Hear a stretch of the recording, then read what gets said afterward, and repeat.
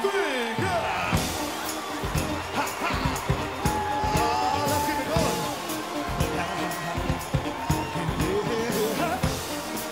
going. Welcome everybody. You have just joined us or possibly watching us on YouTube to The Father Show. And I'm the host, Mike Thompson, and I'm glad that you have decided to join us today. And we are right here on ctkradio.ctk.org, and that is right here in Colorado. We are partly sponsored by Winston Ribs and stuff. Man, I think I've gotten rusty.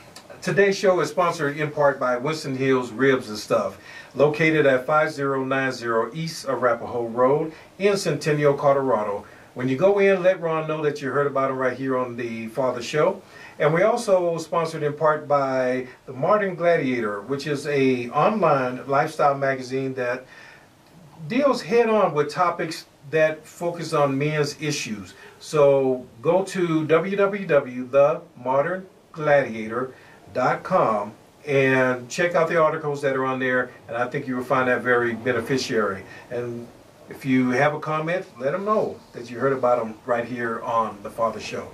Well, today, our guest is going to be a young lady that I've been trying to get on my show for about 2 years now. Oops. We won't say nothing, but yeah, it's been about 2 years since I've been trying to get her on the show. But we have Miss Denisa Tova. Yes. And Denisa Tova is a certified financial planner. She's a divorce mediator. She's a certified divorce financial analyst and a master in business administration. And if that wasn't enough, she's currently pursuing her PhD in psychology. You know, don't have much to do. I think she's just bored. But, you know, she does a lot of mediation, and that's pretty much what we're going to be talking about today is mediation. And she has done over 1,500 cases within the state of Colorado. She has served as a financial advisor for over 5 years on Colorado Fox 31 News and wrote columns for the Colorado Springs Gazette and the Denver Post. She's written a book, and we'll get into that a little bit later. But I want to welcome Miss Denisa Tova to the Father Show. How you doing? Thank you. Doing great. Great to be here finally, right? Hey, you know, the good things come to those who wait. So I'm looking forward to having you here on the show and getting your information out, because I know how important mediation is. And, you know, when I read about your idea of using mediation in regards to a divorce, it just is hitting the nail right on the head. You know, it really can save you a lot of money and a lot of headache by going to mediation and nothing against the attorneys, but instead of going to an attorneys and fighting, you know, like I tell people sometimes, you're paying an attorney $500 an hour and you're fighting over a lamp? Come on now. Right. That doesn't make sense. Let the lamp go. Let it go. You can go out and buy you another lamp with that $500. If you want to spend $500 on a lamp, go right ahead. But you don't have to do all that. But I'm glad to have you here. And I really want to touch into the financial piece of it. I want to talk about also the what it is to be a mediator. So the audience can understand, what is mediation? Mediation is an option for people who are in a conflict. So it's an option to help them come to a resolution. So as a mediator, first and foremost, I'm completely neutral. So that means I don't take any sides. And so you guide parties, people who are in a conflict, such as divorce, to come to some mutually agreeable outcome. That's really what mediation is. Now, one thing that just came to my mind, I know, you know, we know men that go through divorce don't always feel that they get a fair share, you know, shake in. How can you tell if a mediator is really being partial to one party or another, or are they really just, hey, you know, give me the facts, let me decide which way it should go, and that's it. You know, that feeling of the mediator or another professional, even an attorney was unfair or a judge is unfair, often comes when you don't get the expected outcome. So that's just a natural feeling now. But if you feel like your mediator is actually not being neutral, you should raise that. I mean, I take my neutrality very seriously. You know, one of the things I like to do is when I get a phone call is to actually get both spouses on the phone at the same time. So I'm talking to them at the same time, and I'm describing the process, and I'm answering their questions. So there's not that feeling that, you know, I may be taking someone's side. Or even if one of them asks me, does that make good sense for me? You know, is this a good outcome for me? I can't answer as a neutral person. I can't say yes or no. Yeah. But my job is to provide enough information so that they could come to their own decision. And part of their part is to be open-minded. Yes. You know, in the process, because if you're closed-minded and you want that lamp, you know, no matter what, you want that lamp. Just maybe because that, say there's a husband that wants a lamp because that's the wife's favorite lamp, you know, or vice versa. Because there's emotion attached to that lamp. Yes. Yeah. And there might be some spite attached to that lamp as well. So how can a person best use a mediator when they're getting ready to go through divorce? Well, I mean, in the state of Colorado, you do not need to use attorneys to get a divorce. And so, you know, I say to people, unless you can agree on everything 100%, you don't have any children, you really don't have any assets apart from maybe a bank account or you're renting an apartment, you should probably use a third neutral party to help you come to some agreement. So the mediator is there to help lift the emotional fog, so to speak, and to help them focus on the economics, on the parenting issues, and also to help them have that forward-looking discussion, which is really hard, you know, when you are in an emotionally laden situation. Now, when somebody is very emotional about, say they're getting divorced and one party wants it and the other party doesn't, and the other party that doesn't is, you know, is very upset, and understandably so in some aspects, just depends on the situation. How can you overcome that? You know, how can you help them overcome that, or can you, as a mediator, can you help them? Well, you know, what I strive for is to help them see that, you know, Colorado is a no-fault state. What means basically is that it doesn't matter who did what and why. If one of you wants a divorce, you will get a divorce. And so it's totally not uncommon for one to be moving at a different speed, for one to want it, the other one doesn't. But at the end of the day is, what are my options? So I can either join, you know, my wife or my husband in the process and we can collaborate together, or I will not have my voice. And so eventually, you know, once there's an understanding that, okay, it is inevitable, it is really happening, it starts to make sense that, you know, it's in both of their best interests to really do this together. Do you ever recommend somebody going to, say, therapy to get their feelings out or deal with their emotions as they're going through this process? Absolutely.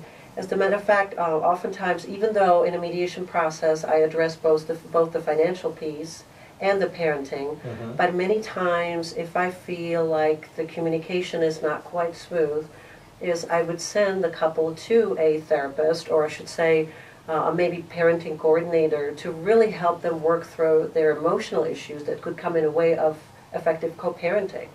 So that is really important, because even though one relationship is ending, being your marriage, if you have children, it will continue on for a very long time. So that's when a good mental health professional could be of a benefit. And I agree. I did a mediation, not personally, I didn't do it, but my ex-wife and I went to mediation when we got divorced, and it was so peaceful. I have to tell the audience, it was the most, if I have to go through a divorce, that's really about the best way I can think of. I mean, it was we weren't arguing, we wasn't fighting. We said, look, you have that, I have this, and we'll take our son, and you have him 50% of the time, I take him 50% of the time, and that's it. We went on about our business, and I just wish more divorces could be that way. And I know it's hard because, you know, like you said, emotions.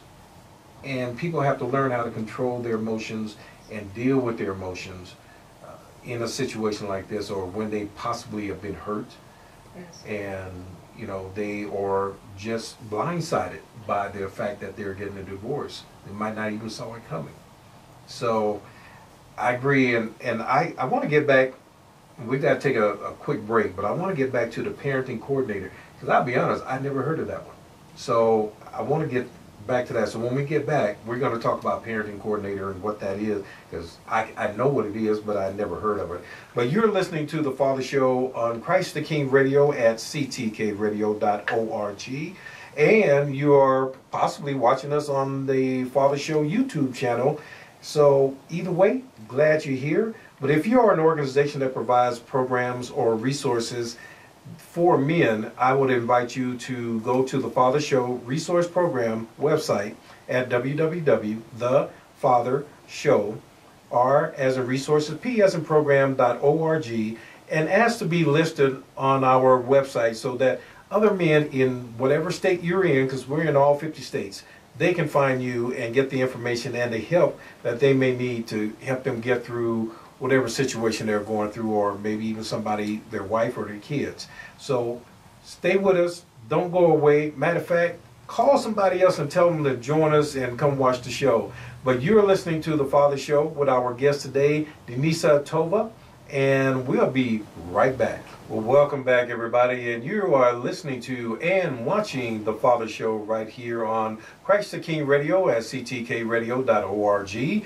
And this is Mike Thompson. I'm your host, and today our guest is Denisa Tova, who, if you missed the first piece of it, she is a certified financial analyst, divorce mediator, certified financial planner, master in business administration, and she is also going to get her PhD in psychology, which when I was in college was my favorite subject. I don't know why, but I just loved it. So today we're talking a lot about mediation, and before we took our break, you mentioned something, a parenting coordinator. What is that? You know, it's kind of it's sort of a loose term, but it's really a mental health professional who works with parents during a divorce and to help them craft a parenting plan. And so, you know, parenting coordinator or parenting coach, so different names. And so I would use somebody like that, and I do have several professionals where I send my clients to, where, you know, they are trying to craft a parenting plan, and they could help a use of a mental health professional to help them address potential roadblocks that may come in a way. So it's been really effective. Yeah, I've never heard of that, but that I think is a great idea, because anytime you can sit down and take the emotion out of the divorce and deal with the facts, you know, is so important, mainly when you have kids involved, because, you know, you two, the husband and wife, you know, this is y'all's decision. Maybe it might be just one person's decision, but the kids have nothing to do with it. Right. And by you, some of the parents that try to pull the kids into it and tug them, you know, it's just wrong. So the more you can be civil, and the more you can sit down and say, okay, what's in the best interest of our kids? Because, you know, a lot of people, well, we'll let the court figure that out. No. Right. The court is not the parent, the grandparent, and nothing else, not even related to the child. You are the parent. Nobody's going to have the better interest of that child than the parent, hopefully. Absolutely. You would think, anyway. So that's another subject. We'll talk about that another time. But I want them to see the benefit of doing a mediation in a divorce. And one of the questions I have is, how can you prepare? If you know you're getting ready to go through a divorce, how can you prepare for that? I know you mentioned that in one of your on your website. How can you prepare for it? Well, so there's a couple of things that you can do. One of them is really start gathering your financial information. Because when you start the process, you will have to exchange. Courts want you to exchange or have access to financial information. So that would be your bank account statements, your retirement statements, your pay stubs, tax returns, your debt information, so like your credit card statements, mortgage statements, car loans, that sort of stuff. Can you put some of that on the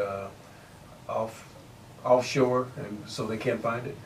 You know what? People certainly can be creative, but here's what I found, Mike, is that a lot of times there's this feeling, and especially when the trust has been broken, and they're just one spouse accusing the other for hiding assets, and and I have been called as the sort of an expert witness or the forensic person to try and find the hidden money. Most of the time, there's really nothing there. Most of the time, it's just one spouse who really has not had access to financial information and has not been involved in financial decisions. Is feeling sort of insecure and afraid that she might be, or he might be missing something. Yeah, I knew a couple that actually the wife brought in all the money that the household used. The father worked, but he kept his money to himself. So she had no clue even how much money he made and where it went, what he did with it, or anything else. So is that something that you could, discover? Absolutely. Okay. Yeah, absolutely. I mean, my background is a little unique. Most mediators are either mental health professionals or attorneys. With my financial background, that's what I do. That's the first step. Is I tell both of them, here's the list of financial information that I need from you, and then I do my due diligence. So I don't take anyone's word for, here we have $5,000 in our bank account, I want to see the statements. And that's just to ensure the full transparency. Because like you said, it can be very emotional, trust has been broken, but when I sit people in one room and we go through the inventory of all of their accounts and all of their debts, and they're both looking at the same information, it's very telling, and it's an eye-opener. And a lot of times it really helps with the emotion and just sort of diminishing the emotion, because it's really about the numbers. Yeah. But when you are using attorneys and you are split into two different rooms or two different offices, a lot gets lost in the translation. And it can get really adversarial and emotional. So. Yeah, and it really can. And I know with the emotions, a lot of people get, like for a better word of putting it, greedy. And some get clingy. They want to hold on to the money they made, maybe because they have been the breadwinner in the family and the other person never worked. And I'm not talking, just fathers working and mothers staying at home, because nowadays it flip-flops. Yes. You got fathers that stay at home, and the mother works. So, I know I don't know, how do you deal with a person that says, okay, my spouse has stayed at home and has not worked, and I want to get divorced, and that person, the former spouse that's going to be, has skills, just haven't used them, decided to stay home for whatever reason. Maybe it was better for the home, maybe it was laziness, multitude of reasons, but how do you deal with that? Seeing that, okay, you make all the money, and this person is going to need money to live or to get up on their feet. How do you handle something like that? Mike, I will tell you right now that nobody likes to write that spousal maintenance check. I have not met one person who got really excited about supporting, soon-to-be ex and, in their lifestyle. The bottom line is this, and I tell them, okay, you may have earned more money during a marriage, but the bottom line is you both contributed. It was a joint decision for one person to stay at home and be a homemaker or take care of the household, while the other person, worked on their career. It happens all the time. But when we're talking about the greediness or the anger, it comes from one place, and that is the fear of unknown. And if for one, it could be the money may represent the control. For the other person, it may mean something else. But one thing that's so important in making mediation successful is to really bring out these deep-seated feelings, but turn them into something that's productive.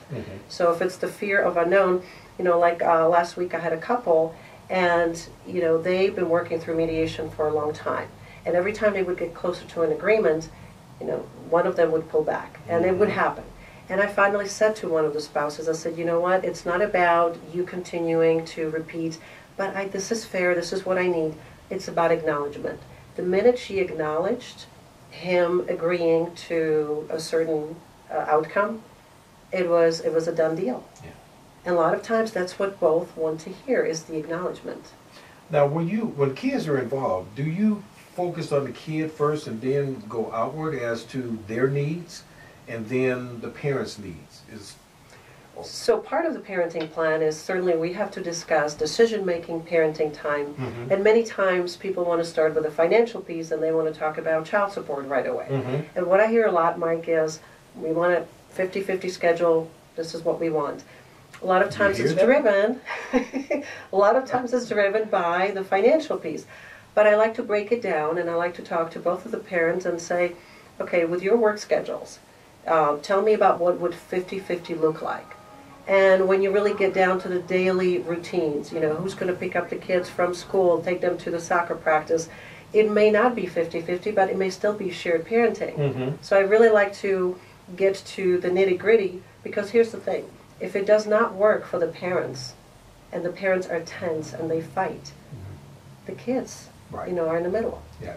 And they, even if they're not, well, they are in the middle, but they see it, and that's the last thing they don't want to see. They don't want to see mommy and daddy fighting. So, now, with kids, we have taken another break, so we'll come back to the kids, because I really want to discuss the benefit that it can have on the kids. And, when I got divorced, I told my ex-wife, I said, let's make this as easy on my daughter as we possibly can.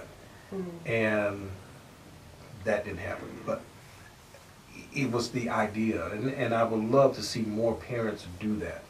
Really look at what's in the best interest of their kids and how they can transition through this divorce easier. But we've got to take another break. But you're listening to and watching The Father Show with your host, Mike Thompson. But we have our guest, Denisa Tova, today. And we are talking mainly about mediation, going through a divorce. So if you are an organization that provides resources to help men, we ask you that you would list your organization on our website. Our website is the Father Show Resource Program. We cover all 50 states. And if you have an organization or business that is beneficiary to men, like Denisa here being a mediator, we ask you to go to our website at the www.thefathershow, R as in resources, P as in program.org, and ask to have your information listed on our website. So stay tuned with us. You're listening to The Father Show with your host, Mike Thompson, and our guest, Denisa Tova, and we'll be right back. Well, welcome back, everybody, and you have just joined us again on The Father Show with our guest today, Denisa Tova, and we are talking about mediation in divorce. And I know how important mediation is, how beneficiary it is, and not have to, go get an attorney. Let's talk a little bit about the financial savings of using a mediator compared to an attorney. Sure. Well, when you're using attorneys, you're essentially paying two people. And Mike, the average cost of a litigated divorce in the state of Colorado, and that's considered a low conflict divorce, is $20,000 per person. Ouch. So I know that one.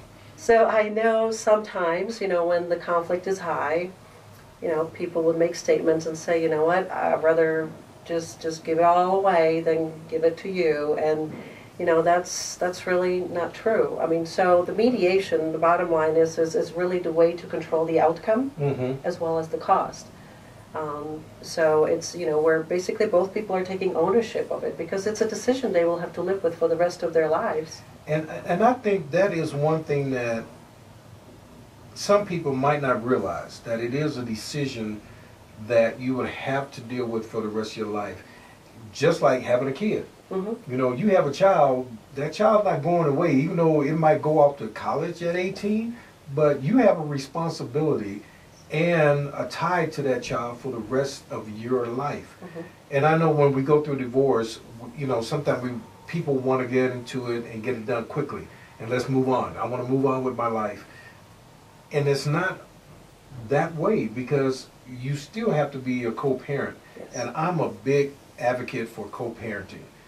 I really want to see more divorced parents, not more divorces, but the parents that are divorced, co-parenting. Yes. You know, because it's so important to the child that they see their parents getting along.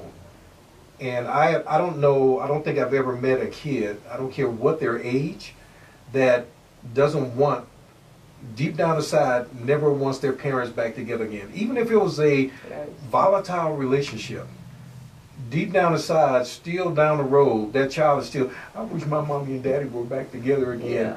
Yeah. And crazy as that sounds, but I know, I've heard so many kids say that, and adults for that matter, wish that their parents would get together. So it is a long term, it is something that is going to you be dealing with for the rest of your life. Absolutely, and if not get back together, is to get along. Because here's the other example, you know, when one parent is talking trash about the other parent in front of the children, well, first of all, that child is half from that parent. And oftentimes, you know, it leaves the poor child thinking, okay, if my parent is, you know, so-and-so, then, you know, what am I? And so, you know, I think kids, you know, I'm a parent, I have two children, and I've been through a divorce, and we've handled it, you know, in a very civil way, and we've been co-parenting forever, and you know, set aside our differences. And I know what it means, you know, when the kids said basically, you know, we understand that you are apart, but, you know, you're respectful to each other, and they like the predictability, you know, that they hate not to know what to expect, you know, in the other parent's household, or if they need to take sides. It's just a lot of uncertainty that's so unhealthy. Yeah, I like I mentioned to you earlier, I've gone through a divorce, actually 2 divorces, one very nasty and one very amicable. We did mediation and did everything right there, very simple, in front of the mediator. And the thing that I enjoyed, that I wish I could see more parents do, even after we got divorced, when my son had a birthday or when he had an event, we were both there. We can sit next to each other without any problem. And I think it's a mindset. I really do. I think it's the way we think, or we've been taught, or what we have seen, is we have to be nasty. And you really don't. I'm one of those people like, look, if you say it's over, like, okay, fine, see you. I'm gone. I'm going my way, because I still know who I am. Right. And I know that I'm still a good person, regardless. We might not have fit, and that's okay. That's just common sense. Or we might have rushed into our marriage and found out that, oop, that really wasn't the person I thought they were, because we only dated for like 3 months and we decided to get married, you know. But parents need to understand that. And I'm glad that you have the service that you have, and people can come to you to get that, make that divorce a little easier.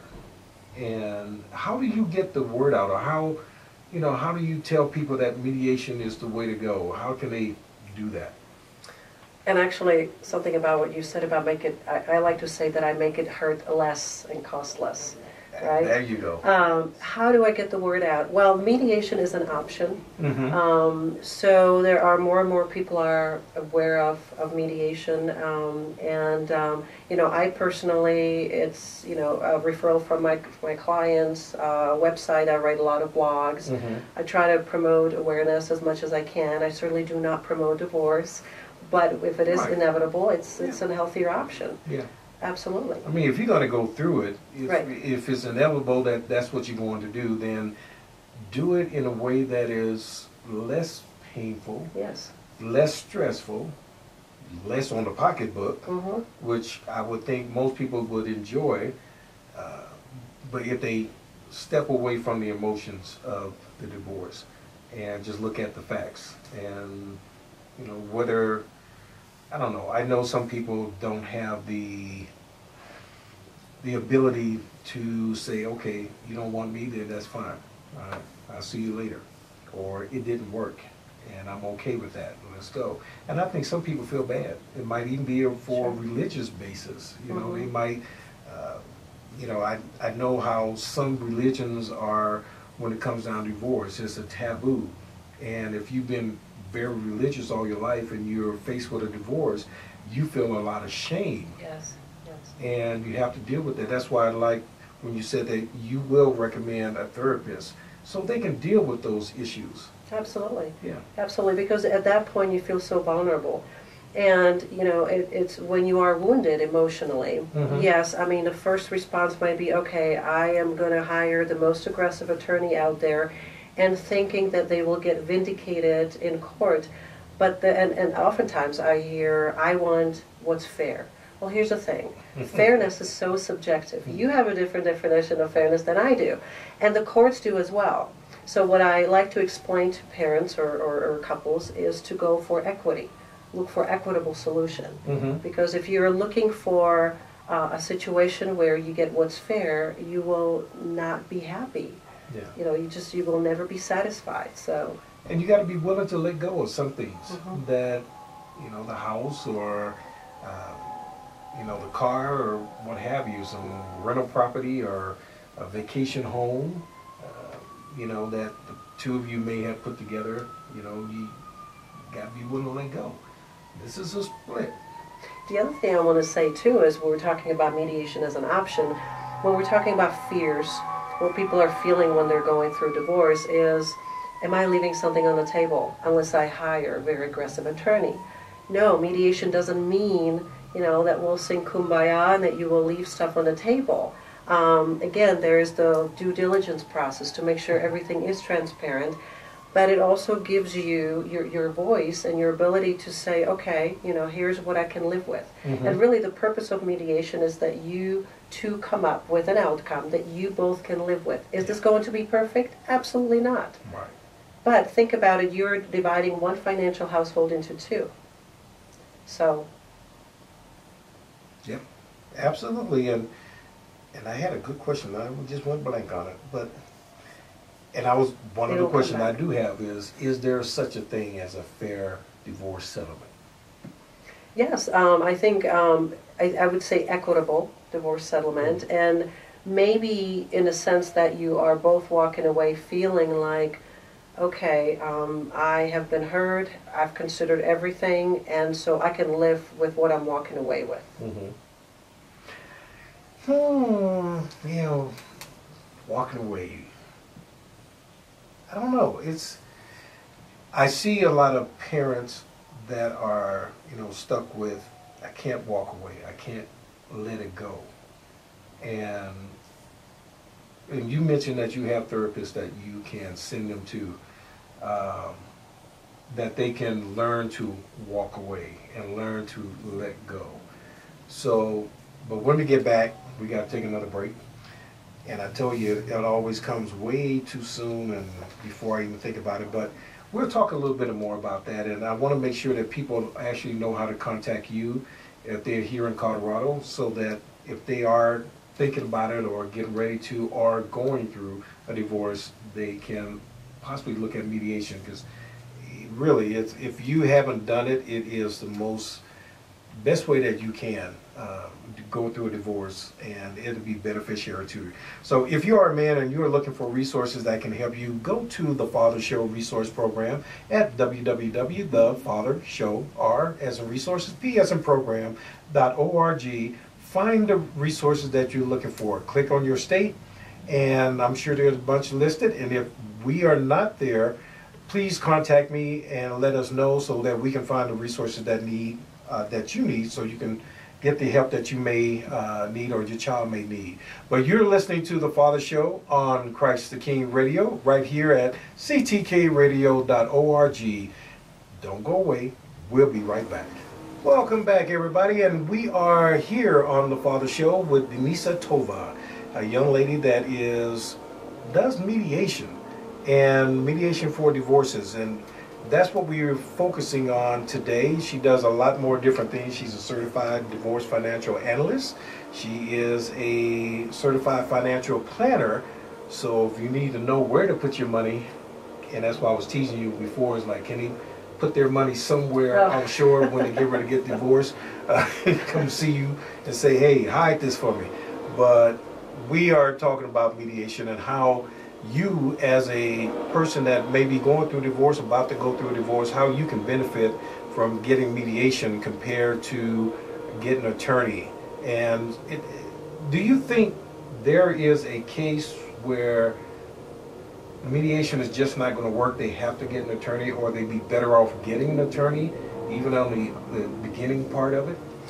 You know what, when you look at the issues of divorce, they're about finances and parenting. So technically there's nothing legal about divorce. However, if any of my clients would ask me or have asked me whether they should get a legal advice before they sign anything, I would be first one to say absolutely.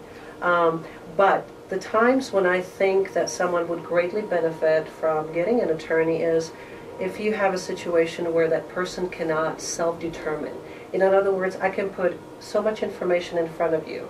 You understand your finances, but you're unable to process what's being put in front of you because you're in such an emotional fog. Or someone wants to know what would the courts most likely do. Get legal advice. I have worked with clients where they both had attorneys, and I served as a mediator. And really, when if you do it where you are both sitting there and agreeing, and you go through the process of mediation and say, okay, you have this, I have this, and so forth. You just really, for the folks that don't know, you just take it in front of the judge, and if you both agree, the judge just signs off on it.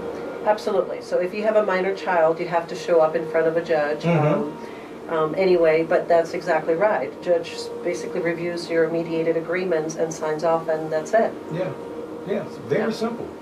And saves a whole lot of money. I can tell you, since I've been through both, I can tell you it saves a whole lot of money. And you already know that.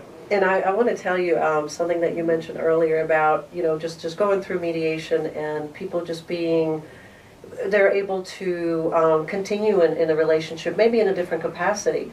I started doing divorce ceremonies. I just kind of sort of fell into it, but I'm actually going to do a first ceremony where they're inviting their children to be part of it. And that's really awesome, where they're committing to be good co-parents, and they don't want to divorce their friends. They don't want to divorce their soon-to-be ex-in-laws. They want there to be the same continuity, and I think that's so wonderful. It is. It's really so much better, even on your own body. Oh yeah. Because you don't have all that stress that you're carrying or the anger that you're carrying. If you just let it go and say, okay, hey, it didn't work, but I'm still invited to my ex-wife's, her parents. They still invite me over.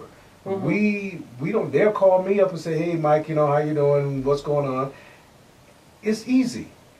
Why should there have to be a split? Well, you got to take Joe, and I'm going to take Susan, and you take Peter over there. And no, you don't have to go through all that. That is really something I would love people to understand and get in their head. It's not, one, kids are not property, and your relatives and your friends are not property either. So to say that, well, you can't talk to so-and-so because we're getting divorced, or you have to pick a side, why? Why? Exactly. You're hurting yourself in the end. Like you said, all the stress. Yeah, it's really, really hard, and so you are just basically, preparing yourself for a different phase in your life, where you need to reinvent yourself, but there's absolutely no reason why, you couldn't get along. Yeah. And it is a mindset you have to choose to. That's a choice. Yes, it is a choice. It is a choice, and I'd like people to understand that this fighting that they do is a choice. You don't have to. You just choose to. But the problem is going to be is what that effect that's going to have on your kids. Yes. And, excuse me, your own body, for that matter, while you're going through all this stress and so forth. So your hair start falling out, and you're getting brown circles on your eyes, and you wonder why. It's not really complicated, people. And I think we, as human beings, sometimes make things more complicated than what it has to be. And sometimes we feel like it has to be complicated. What a divorce is, we have a lot of money, so it has to be complicated because we got to split all our assets. No, it don't have to be that complicated. Absolutely not. Yeah. I have a mentor that I had when I started being with him when I was 20 years old, or mid-20s. And he teased me today because he says, Mike, I'm going to marry you because when you get divorced, you just give my house. I said, his assets I got one, I can get another one. I don't need to hold on to it, and I have, why? Why? Here, you want it? Take it. See it. Exactly. I go get another one. You're not going to stop me from getting where I want to be. I don't care who you are. And I'd like to see more people take that initiative and that point of view. Fine, you don't want me anymore? That's fine. See you. There's somebody out there that will. And I'm going to make it. I heard a saying today that it doesn't matter what you go through in life, you can get through it. Yes. It doesn't matter what it is. Absolutely. So, yeah. Absolutely, and I practice something daily too, is really to focus on what I'm grateful for. And if you are in a jam and if you are in a crisis, it's really not you, it's just situational. It's not your life, and it doesn't have to be. Yeah, it's not for everyone. And I'm not just preaching this as a professional. Again, I have been through it. I'm also a child of divorced parents where, I was born and raised in a different country, and my parents divorced when I was 4, and I've only just now reconnected with my dad. And all these years, my mother did a really good job alienating me and my sister. Yeah. From him, and so much wasted time, and my life would have been different. A lot of the tough choices I made, if I had father, would have been better. Yeah. So. And I read that. Well, you actually told me that in an email, and I wanted to talk about that, but I really wanted to get this mediation, and that gives me an excuse to have you to come back on the show again. And I want people to understand the effect of bad-mouthing another parent, or keeping another parent away from the child, or the child away from that other parent for no legitimate reason. There's some real danger to that child if that person is over there. Yes. I'm all for that. But if there is no real reason other than spite, other than just being angry, just want to get back at that person, you're hurting your kid. Exactly. And all these kids end up with making, I hear kids that are going without fathers, committing suicide, dropping out of high school, homeless.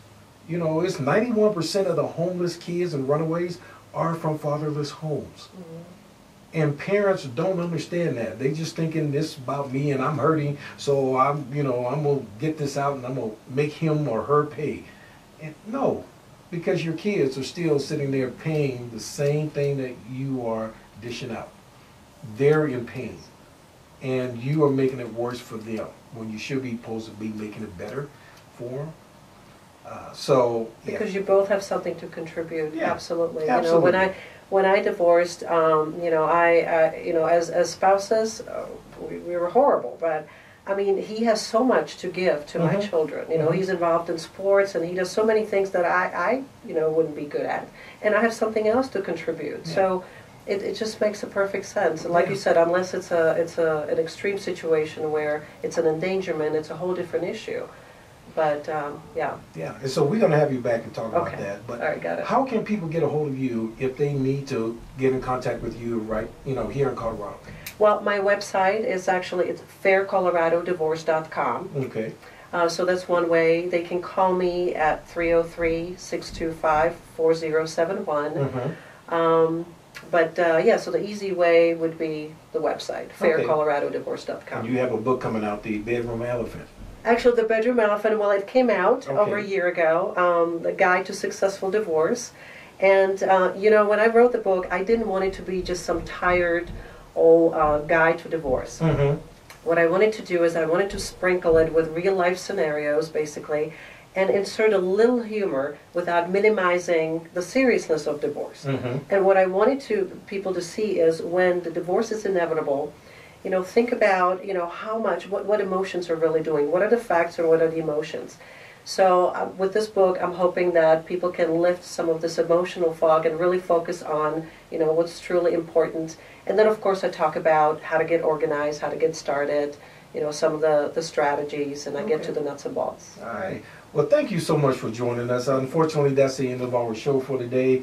But ladies and gentlemen, I hope you really got something out of this.